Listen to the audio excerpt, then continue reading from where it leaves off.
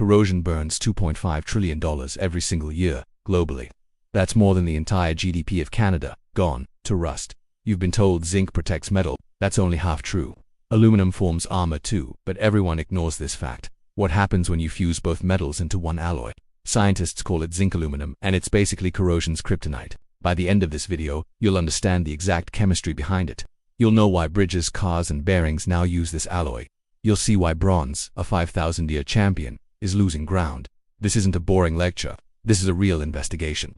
It starts in a lab, decades ago, with a strange melting point. Two metals shouldn't work this well together, but they do. One sacrifices itself. One builds a shield. Together, unstoppable. This combination doubles corrosion resistance compared to pure zinc. Doubles it. Not a marginal improvement, an actual doubling. And it happened almost by accident, chasing a different problem entirely. Metallurgists were trying to fix brittle coatings, not build kryptonite. What they found rewrote how we protect steel worldwide. Stick around, because line by line, this gets stranger. We'll break down galvanic protection, oxide shields, and eutectic points. No jargon dump. Just the story, told through real chemistry. You'll never look at a galvanized fence the same way. Or a car door. Or a bearing spinning inside machinery. This alloy is quietly holding up modern infrastructure right now, and most engineers can't even explain why it works this well. We're about to fix that gap, together, right now. Grab a coffee. This one rewards your full attention, because chemistry done right is basically a detective story. And today's suspect list has exactly two metallic elements. Let's find out how zinc and aluminum became inseparable. Corrosion isn't random. It's a predictable electrochemical reaction. Metal atoms lose electrons to oxygen and water nearby. That electron loss creates rust, or more precisely, metal oxide. Different metals lose electrons at wildly different speeds. Engineers ranked this speed using something called the galvanic series. Zinc sits higher on that list than iron or steel. Higher means zinc gives up electrons faster than steel does. Connect zinc to steel, and zinc becomes the target instead. This is called sacrificial protection, and it's beautifully simple.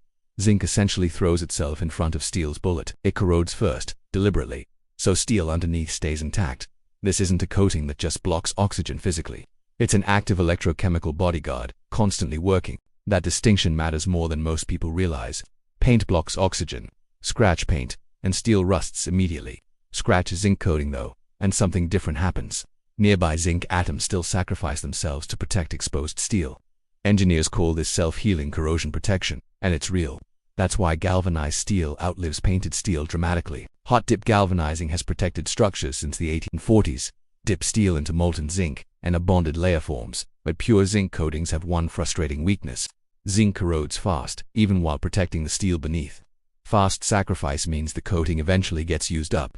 Thicker coatings buy time, but add cost and weight. Manufacturers needed zinc's protection without zinc's rapid depletion.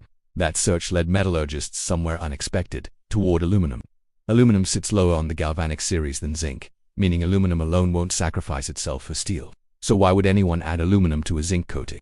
The answer isn't about sacrifice, it's about a shield. Aluminum has a completely different survival strategy entirely.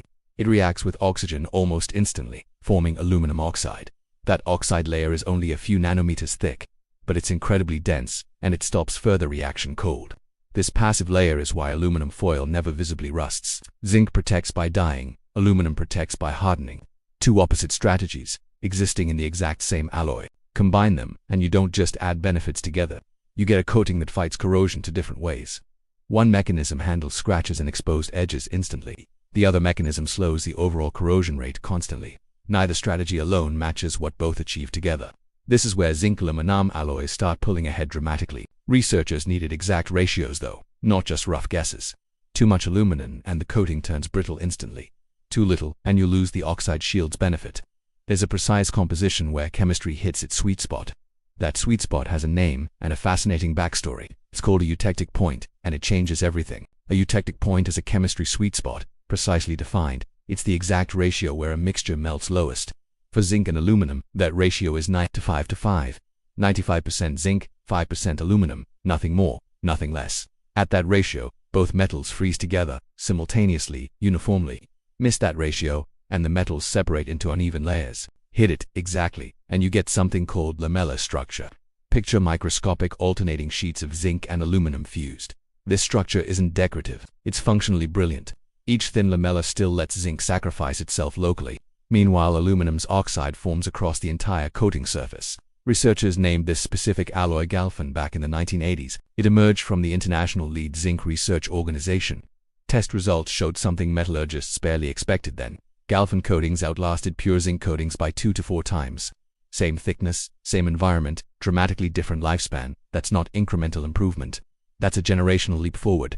But corrosion resistance wasn't Galfan's only surprising advantage. Pure zinc coatings form something called intermetallic layers with steel. These layers are brittle, prone to cracking during forming. Bend galvanized steel too sharply, and coating can flake off. Aluminum addition interrupts that brittle intermetallic layer's growth. It creates a thinner, more ductile transition zone instead.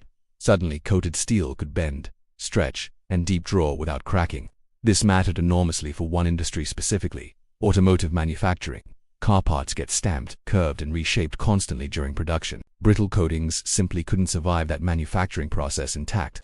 Galfan-coated steel could, opening doors literally and figuratively. Oil filter housings, wiper motor casings, airbag housings, all benefited. Fencing wire is another massive application worldwide, quietly everywhere. Farm fences coated in Galfan resist decades of weather exposure. Standard galvanized wire would need frequent, expensive replacement instead. There's a smaller detail engineers discovered almost by accident too. Even tiny aluminum additions, under 1%, help pure zinc baths. Too much iron dissolving into zinc creates a separate problem. It's called the Sandelin effect, and it ruins coating appearance. Small aluminum amounts suppress that unwanted iron-zinc reaction. So aluminum helps zinc coatings even below the eutectic ratio. This is precision chemistry, not a rough industrial shortcut. Every percentage point of aluminum changes coating behavior measurably. Metallurgists map this using phase diagrams, temperature versus composition. Those diagrams predict exactly how atoms arrange during cooling. Without that science, Galfan would have stayed accidental, unrepeatable luck. Instead, it became a controlled, scalable industrial process worldwide. Today, standards organizations define Galfan's exact composition precisely: 95% zinc, 5% aluminum, trace rare earth elements. Those rare earth traces improve how molten metal flows and coats. Small details, compounding into a coating that quietly outperforms, but coatings only solve surface problems, protecting steel's outer layer. What about solid parts, entirely made from zinc-aluminum alloys? Coatings protect surfaces. Some engineers wanted something different entirely.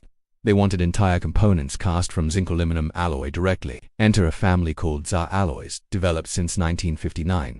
3 main grades exist: ZA8, ZA12, and ZA27. Those numbers represent approximate aluminum percentage in each alloy. ZA8 contains about 8% aluminum, plus trace copper. ZA12 pushes aluminum content to roughly 11% instead. ZA27 contains a striking 27% aluminum content. More aluminum generally means higher strength, lower density too. XH27 boasts tensile strength around 426 megapascals. Compare that to standard zinc die-casting alloys. Noticeably weaker, but strength wasn't even the most interesting discovery here. These alloys turned out to be exceptional bearing materials. For centuries, bronze dominated industrial bearings and bushings completely. Bronze resists wear well, but it's expensive and dense. ZA alloys matched, sometimes exceeded bronze's bearing performance directly. Mining equipment started swapping bronze bushings for ZA alloy versions. Lower material cost, comparable lifespan, easier casting process overall. ZA12 became a favorite for gravity and permanent mold casting. It offered dimensional stability plus genuinely strong bearing properties. ZA-27 got reserved for applications demanding maximum strength specifically. Gears, heavy bushings, structural components under real mechanical stress. Here's where the corrosion resistance story rejoins the picture. Bearings live in harsh environments: oil, heat, moisture, friction. Standard zinc alloys would corrode and degrade under those conditions. ZA alloys, with aluminum's oxide shield, handled it far better.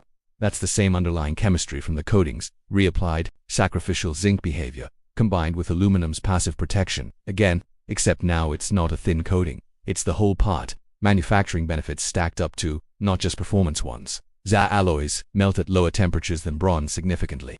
Lower melting temperature means less energy spent during casting. Less energy means lower production costs, factory-wide consistently.